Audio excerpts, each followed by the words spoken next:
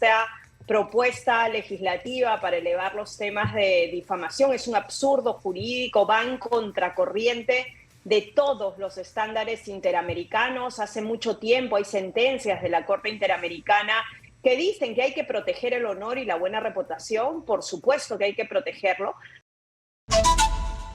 Muy buenos días, Zuliana. Muy buenos días, Nicolás. Un gusto estar en contacto. Una pena que sea siempre por este tipo de temas.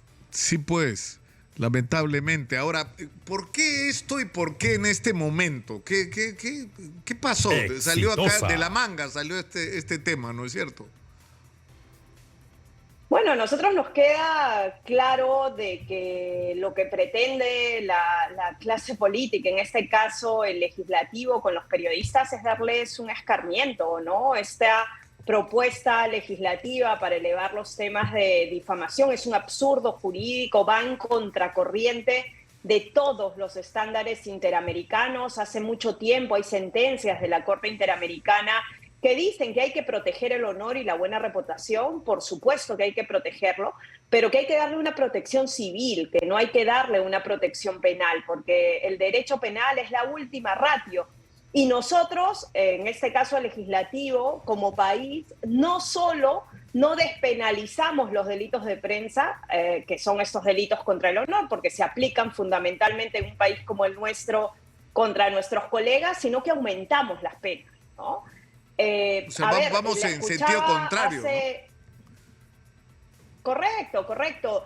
Nicolás, y ya te digo, varias instituciones internacionales que han entrado en contacto con nosotros, tanto la Relatoría, la Federación Internacional de Periodistas, están sorprendidas porque el Congreso apruebe por ahora en una primera votación. No sabemos si en una segunda van a corregir esta posición inicial o van a ratificarse en la misma, pero no comprenden cómo a estas alturas en que toda América Latina va camino, salvo algunas excepciones, va camino a la despenalización, en Perú echamos mano de elevar las penas por difamación. Hace unos días la congresista Camones decía de que esto no tenía nada que ver con los medios de comunicación, que no tenía que ver con la prensa, que la mayoría de casos de querellas por difamación son más bien de civiles. Parecería que la congresista no ha leído el proyecto de ley, ¿no? Porque el proyecto de ley hace referencias continuas a los medios de comunicación, a las redes sociales y a las páginas web. Pero además hay una realidad concreta en el Perú, y es que el acoso judicial desde hace años, por lo menos en los últimos 5 años, en la Asociación Nacional de Periodistas tenemos contabilizados más de 150 casos de periodistas, muchos de ellos de regiones, llevados a tribunales por autoridades o por gente cercana a estos funcionarios a consecuencia de sus investigaciones periodísticas. Sí. Entonces, no son casos aislados, ¿no? No es que uno pueda decir, no, mira, no pasa con los periodistas. No, el principal instrumento que hoy usan es justamente los delitos Zuliana, contra el honor para silenciar investigaciones. Zuliana, tengo que ir a la pausa. Por favor, mantente conectada para continuar con esta conversación, que yo creo que de esta tontería puede salir algo, de esta tontería de iniciativa legislativa, lamentablemente ya aprobada en una primera votación, puede resultar una discusión importante, ¿no es cierto?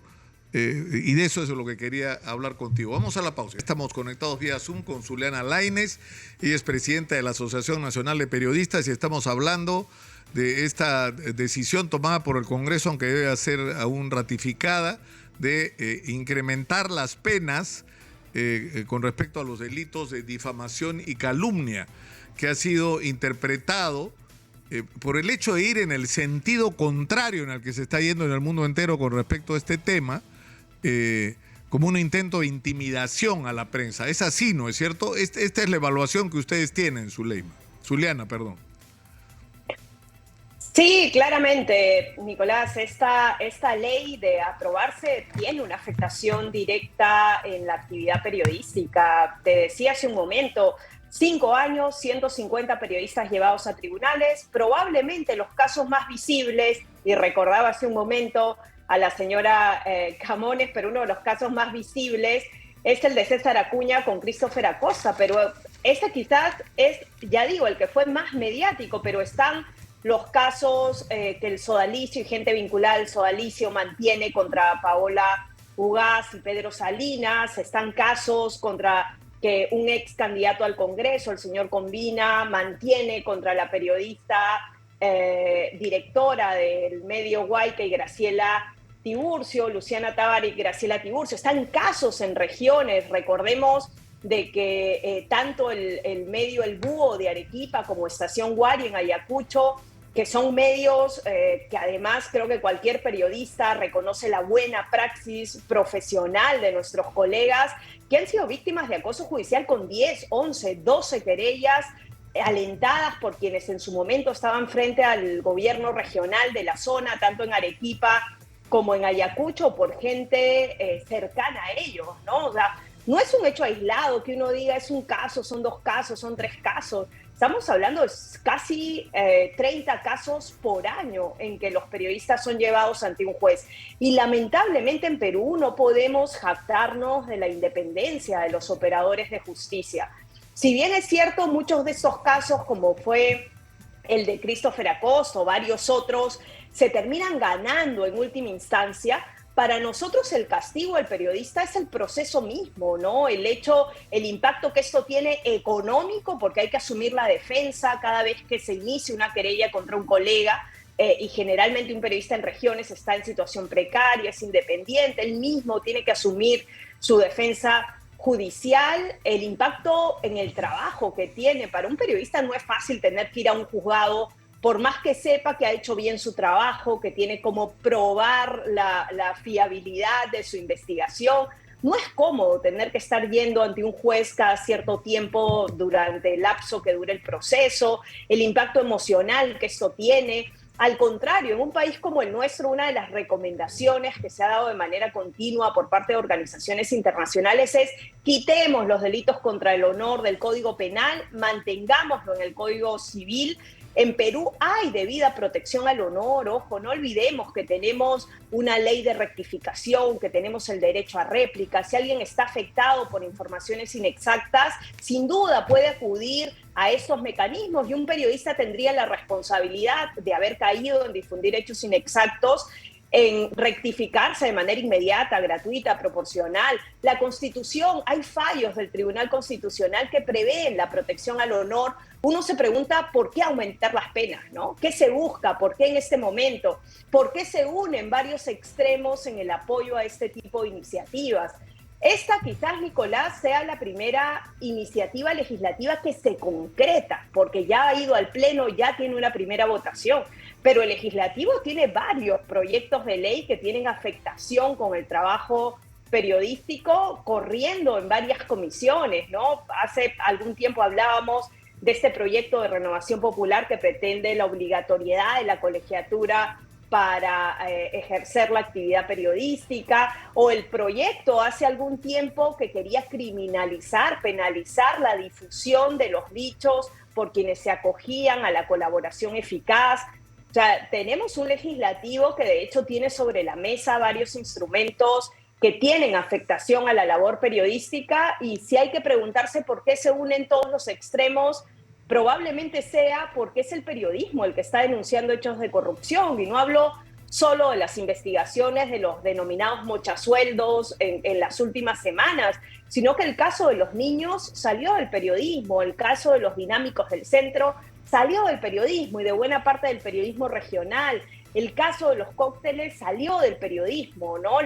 Los destapes de corrupción que de hecho involucran a buena parte de integrantes de estas bancadas han nacido del periodismo, y cada vez que los políticos tienen oportunidad de gestar algún proyecto que pueda ayudar a amordazar o a generar alguna cortapisa a la actividad periodística, no pierden ocasión.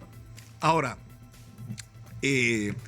yo te cuento una experiencia personal, Zuliana. Yo he tenido un larguísimo proceso con Innova Ambiental, que es la empresa que se cambió de nombre, no era la empresa Relima, que fue parte del escándalo Comunicore, y que está en el conflicto del relleno del Zapallar, si es que puedes llamar relleno a eso que hay ahí, y que tiene además un conflicto, que tiene un contrato o una concesión que tiene más de 7 años de vencida con la Municipalidad de Lima, y sin embargo esta se sostiene sin que se convoque una nueva licitación. Y yo denuncié estos hechos y di información que además no la di solo yo.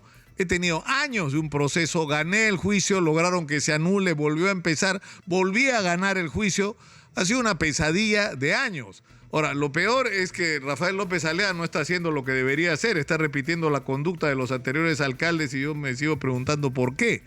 Pero, o sea, yo te doy razón en lo que significa el agobio de tener, y te estoy citando solamente uno de los casos que he tenido que enfrentar. Pero por el otro lado, te voy a contar cosas que a mí me han pasado. Durante años dijeron cosas de mí pretendiéndome asociar al fujimorismo hasta crear una imagen mía. Nunca me llamaron a preguntarme mi versión zuliana. Yo me he dirigido al Consejo de la Prensa Peruana a quejarme para que me escuchen. Nunca ocurrió. Nunca ocurrió. O sea, eso de que tienes tu derecho, no, o sea, simplemente decían lo que les daba la gana de ti y lo han mantenido en algunos casos publicado durante años, y es información falsa, que no es cierta, que no es verdad. Es decir, yo nunca fui al CIN, fui testigo en un caso sobre el tema de cómo se manejaban las líneas informativas y por qué salí yo del Canal 4. Y sin embargo, se creó una leyenda alrededor mío en base a información falsa. Y te digo, nunca respetaron los derechos mínimos que cualquier ciudadano debería tener. Hace unos 2 años soy víctima por parte del canal Willax del señor Erasmo Wong de una campaña sistemática y casi cotidiana de demolición. En ese canal me insultan, en ese canal me difaman, en ese canal me han dicho proterrorista, me han dicho que yo he hecho la campaña de Pedro Castillo, han dicho cosas total y absolutamente falsas, agraviantes sobre mí, han creado un clima de violencia en contra mía, han puesto en riesgo mi seguridad personal, han afectado mi vida personal y familiar, han afectado el entorno que me rodea. ¿Y qué me defiende, Zuliana? ¿Me puedes decir qué tengo que hacer? ¿Meter 643 juicios, porque es más o menos la cantidad de veces que se han dirigido a mí de manera difamatoria? ¿O en las redes sociales? ¿Qué haces cuando en las redes sociales la gente te insulta o dice mentiras, cosas que ocurren cotidianamente? Entonces yo estoy de acuerdo contigo. Hay que descriminalizar el tema de la, ¿no es cierto?, de la libertad de expresión, y esto tiene que manejarse en el ámbito civil. Pero ¿qué hacemos con lo otro? De lo que también tenemos que hablar. ¿No?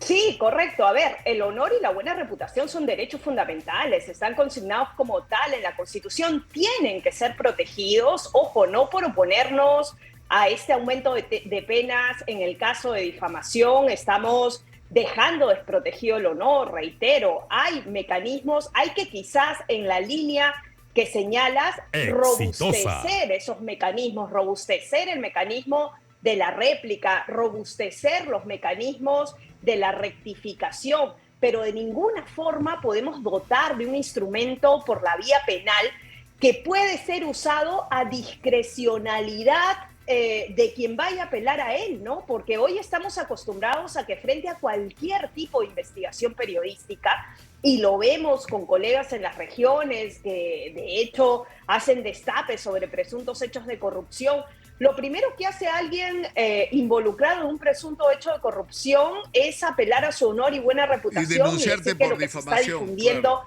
Exacto. Entonces, es un instrumento muy peligroso si lo robustecemos desde la vía penal. Coincido contigo que hay que trabajar en mecanismos. Yo soy de las personas que en lo personal, como periodista, creo que hoy los temas de autorregulación han fracasado, porque la autorregulación a nivel, si vamos a ver los últimos 10 o 15 años, no ha funcionado.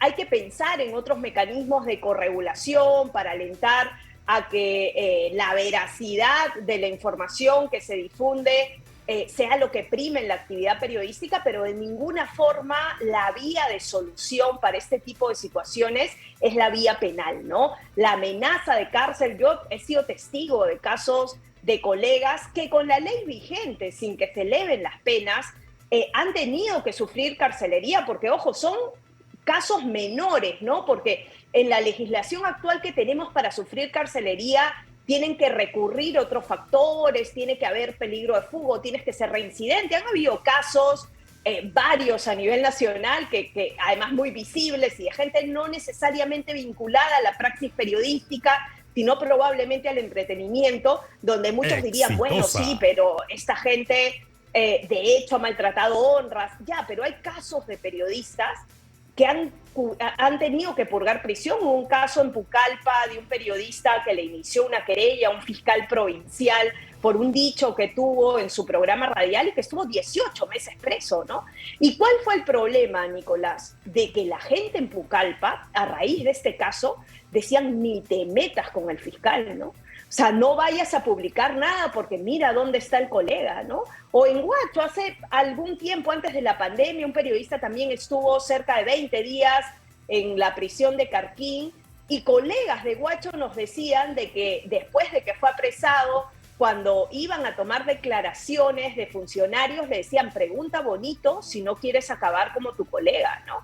Entonces, para eso usan los temas de las querellas contra periodistas. Si fuera realmente por resarcir honor, por cuidar la buena reputación, otro tipo de ponderación se podría hacer sobre este tema, pero en el Perú está probadísimo de que este instrumento legal, que con un proyecto de ley como el que se va a votar en segunda votación esta semana, saldría robustecido, una herramienta de este sentido, y subrayo, revisemos conjuntamente, y esto probablemente cuando la escuchaba la congresista Camones decía, ni siquiera ha leído el dictamen, porque el dictamen hace un montón de referencias a los medios de comunicación. Sí, o sea, no se puede decir de que es un proyecto que no tiene nada que ver con la prensa, porque hay varias referencias a medios de comunicación, a redes sociales y a web. Hay que trabajar en otros mecanismos en la vía civil para robustecer la protección al honor, pero la vía penal no es el instrumento más idóneo. Te agradezco mucho, Zuliana, por esta conversación.